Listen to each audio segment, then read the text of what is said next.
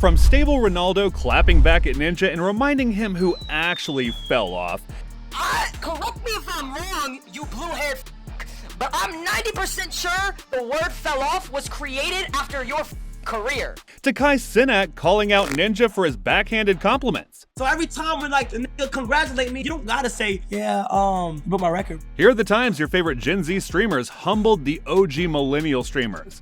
And stick around to see which streamer just kept on getting the hits. XQC was the streamer that many youngsters were looking up to when they started their streaming careers. That's why XQC is the best streamer of all time, because like I said, he's been gradually growing for years, over 5-6 years, however long he's been streaming for, 6-7 years. Bro, he's a perfect example. He does not care to go viral. I went through that viral phase. I'll never go through that shit again. Like, this dude is genuinely the GOAT. He was racking up the numbers and was arguably one of the most, if not the most popular streamers in the world. The entire internet revolved around him. But all of that changed with his decline in controversial content. XQC was a good player, but his temperament and his uncontrolled style led to his downfall.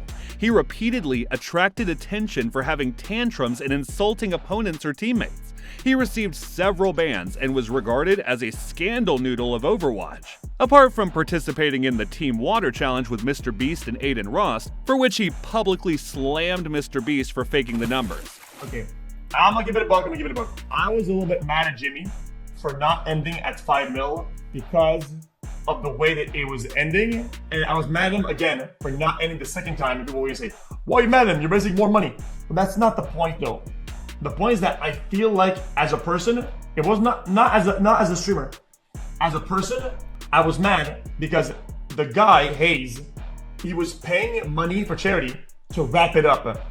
Like, he wasn't paying money to charity or whatever. He was saying, oh, yeah, I'm closing the gap to end the broadcast, whatever, right? So it's kind of a thing that we're doing. It's not really transactional, but it's kind of like, clearly, he's paying to be the last guy to end the stream. And although he was making a lot of common sense here, it seems like the decline was inevitable. Now all he does is comment on streams for iShowSpeed and Kai Cenat, desperately trying to reach the old fame that he once had. You can understand how much he's been humbled by these Gen Z streamers. At least someone accepted the fate that came her way, and that's Pokimane. Originally known for her pleasant appeal, Pokimane started a series of controversial activities, such as her own brand of cookies that the entire internet labeled as overpriced, Mina snacks. $28, no matter how you spend this, is a lot for some f***ing cookies. And I think the way she keeps trying to break it down and rationalize it is pretty disingenuous.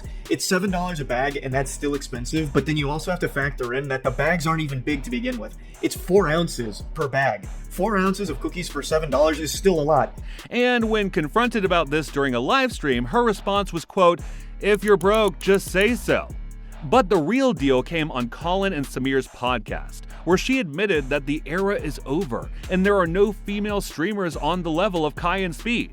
As much as I think Kai and Speed are incredible, and what they do is incredible, also when I think of them, I think of how much the audience has changed over the years as well. Unfortunately, there aren't that many like huge female streamers, at least not on their level, which I think reflects like nowadays the audience has in a way gone more to being a lot of like younger dudes. This shows how she admitted that there are levels to this game, and she's been given a reality check by Gen Z streamers like iShowSpeed and Kai Cenat.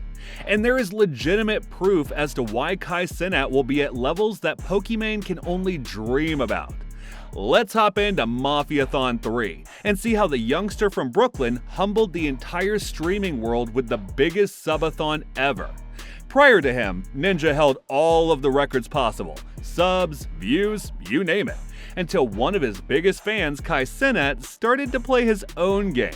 During Mafiathon 3, he had people like LeBron James cutting his hair. Ron, it's your turn. Yeah, we get into it. Right there. Yep. Oh, it's like I don't have no hair no more. I'm so sorry.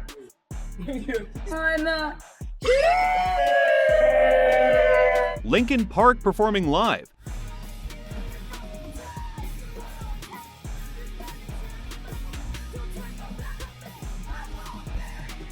and Hollywood stars like Kim Kardashian holding sessions and promoting their platform. You gonna start that goddamn homework. Cause you too young to be on the video games all day. We be in the gym, you be waking up late. You gotta do your homework, man. You have to. I don't believe in homework.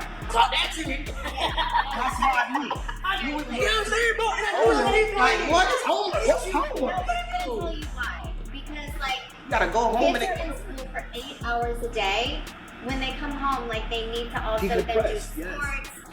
have a lunch, spend time with their family. I think the homework should be left for, like, in school. And while you'd think that Ninja would accept this, he started to hate on Kai's progress much earlier. And that's when Kai Cenat's humbling response came. I've had hundreds of people tell me my record's been broken. First off, again, congratulations to Kai for beating my record. As of October 2023, Twitch streamer iBuy holds the record for most concurrent viewers on a Twitch stream with 3.44 million. Here's the thing with Ninja, bro. If you guys go back to the clips of every time where I broke a record or every time where I passed quote-unquote Ninja, he's always backhanded complimenting me, bro. He's always like, congrats Sam, but this happened. Even with the subathon, I did all that just by playing the game. What you did, and that's congratulations. Like, it's crazy to me because like I look up to Ninja, bro. So every time when like you congratulate me, you don't gotta say, yeah, you broke my record. But Ninja, when you did it with my subathon and you said what you said about my subathon, and I spoke about it, who called my phone? Your management. And I was like, no, there's no problems. We want to make sure that this is like that. The humbling of Ninja didn't stop here. Quite the contrary. Ninja took the liberty to comment about Kai and Speed's hardcore Minecraft marathon, which was quite popular on its own. Fans labeled it as original and unique, but the Fortnite legend thought that Kai didn't want to win and was losing on purpose for views. This is when the entire internet turned against him and blamed him for not being able to watch other streamers win. And Kai just had one thing to say to Ninja. Were you dying on purpose to keep you straight, girl? Dying on purpose. Put the big camera right there. Ninja! You Ninja! You talking about if I'm dying on purpose? You think I want to be playing Minecraft for 5 days? You gonna get on your ass too, Ninja. Everything I do, you riding. When I say, you say Ninja. Ninja.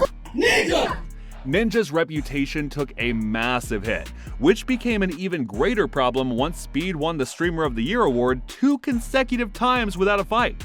Back in 2024, iShowSpeed was the man when it came to streaming, and the fans gave their thoughts on this matter during the Streamer of the Year awards. Even though there were streamers like XQC, Pokimane, Ludwig, and Hanson Abi who had their controversial and interesting content to watch, the spotlight fell on Darren Watkins Jr. It's a crazy one, but look, I want to thank a lot of people. I want to thank my cameraman, my mom, my dad, the countries. I want to thank everybody. You know, this award means a lot to me. You know, I really fell in love with this game of streaming. I'm not going to stop, you know, and this award, it's more to come. I love y'all boys.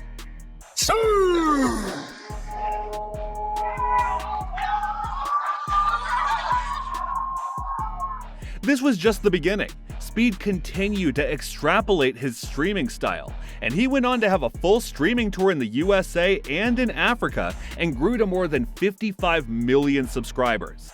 The young kid is now in the center of the attention when it comes to the World Cup that's played in the USA as one of the 3 hosts, and this hasn't been achieved by any other streamer. This is how you start a wave at a Ronaldo Portugal game. Let's go. 3, 2, 1. That gotta be it. That gotta be it. I did it.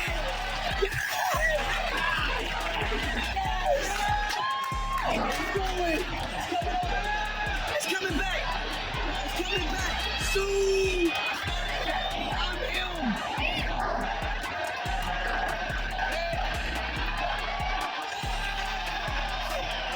Like it's up. We did that, man. Yeah, we did that. Soon. This is proof of one thing and one thing only. When it comes to streaming, everyone should bow down to iShowSpeed, and it's not even a battle anymore. At least he's being humble about it, and he's tried many times before, and when he failed, he got up and tried again. That's not the case with Ninja. Yes, you heard that name right. We have one more case of the infamous streamer who went on to call Stable Ronaldo a failed streamer. Ronaldo is like literally like 1/20th of our following and is completely irrelevant. Why are you hitting on him? He tried to be an IRL streamer and failed miserably. Ronaldo peaked when he was playing Fortnite. Am I the only one that's actually gonna sit here and say it? Dude, I mean, and he's trying to get into drama. Hey, Ronaldo, you're better than drama, dude. All right, get back in the competitive scene. You're washed. You're like a combination of clicks, like, oh my god, I might be good at the game, and like myth, like you went to YouTube and what happened? Although Stable Ronaldo grew up watching Ninja, these two had their beef after those comments were made by Ninja. And well, let's just say Stable Ronaldo didn't hold back, saying it was in fact Ninja who fell off when he stopped streaming. This became so viral and the audience resonated so well with it that Ninja had to issue an apology clip to Stable Ronaldo, and therefore admitted his mistake and defeat at the same time. You remember what we had earlier in this video about Pokimane admitting that the industry is male-dominated and female streamers can't succeed as much as their male counterparts? The best part about that is XQC actually slammed her by agreeing with her point, even though he is a millennial streamer as well. A millennial slamming a millennial. Who would have thought that we'd have this on our agenda today? He said, there's not enough girl watchers. If you do girl-oriented streams, because let's be honest, actually like relatable girl-to-girls and mostly girl streams, guys don't watch that shit, okay? This is a perfect example of how one can both accept the fact that they're not it anymore and slam someone who believes otherwise based on unfounded arguments. But again, the power of iShowSpeed and Kai Cenat and their influence on the streaming world is just too much to handle for some individuals. Never enough of that Ninja guy, huh? But this time, we have something different for you. It's him admitting that the streaming world is just not built around him anymore. Averaging 100k viewers back in the day, Ninja is down to 7,000 to 8,000 per day across platforms, which is something he admitted in an interview with the BBC, even though he is still one of the highest earning streamers with an estimated worth of 50 million. I'm not pulling the viewers that I used to pull in Fortnite, right? And I'm one of the only I think I am the only streamer on the planet who is pulling like, 100,000 viewers consistently, and then is now pulling like, I think I get like 7,000 or 8,000 combined from my YouTube and Twitch if like there isn't a big update or anything like that on Fortnite or Marvel. Meanwhile, Speed regularly pulls 100k plus on a random stream, and it's not about him doing something wrong. It's just the fact that he was the first one to do it. Everyone after him adapted, learned something new, and created a new platform. Ninja just fell off because he couldn't accommodate this never-ending world. Live streaming for hours and days on end is just not something he can endure anymore like his younger counterparts. I'm 34. I need my sleep, man, he said. He gave these Gen Z streamers the blueprint, and they ran so far with it, he can't even see them anymore. But in the bigger picture, it looks like he was not only humbled by the new Gen Z streamers, but by the game that he created by himself. And don't get us wrong, this video isn't about millennial streamers failing. It's about how they weren't able to keep up with the pace, and how they created a platform for the Gen Z streamers to succeed. Which moment do you think was the most humbling one? Let us know in the comments below. Hit that like and subscribe for more humbling streamer moments, and up next, watch as streamers humble entitled celebrities.